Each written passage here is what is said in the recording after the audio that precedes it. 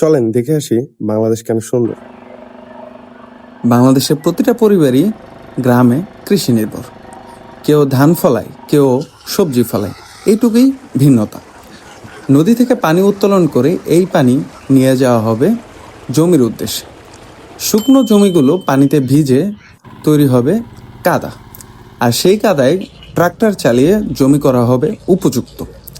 আর জমি উপযুক্ত করার আগে ট্রাক্টরকে বুকিং দেওয়া লাগে যে এই জমিটা চাষ করার পর ওনার জমিটা করে দিতে হবে বা অন্য জনের জমিটা করে দিতে হবে, এরকম বলে রাখা লাগে।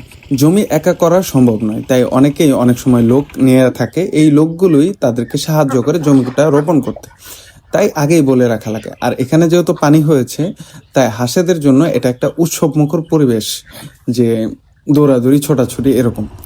আর কেউ কেউ ট্রাক্টর ছাড়া জমিগুলো আগের পদ্ধতিতে, যেমন গরু দিয়ে চাষ করা থাকে, আবার মই দিয়ে থাকে, এরকম আর কি।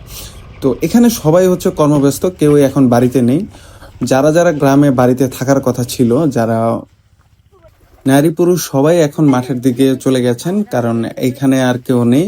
যারা আছে তারা হচ্ছে ছোটরা ছোটরা এখানে দৌড়াদৌড়ি করে বেড়াচ্ছে বা বাড়ি পাহারা দেওয়ার দায়িত্বে আছে।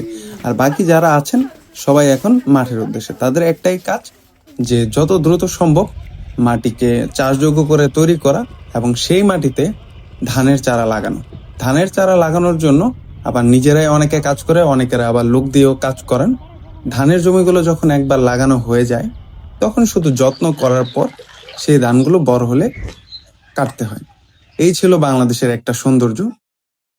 আজ এই পর্যন্তই, দেখা হবে অন্য কোনো পর্বে।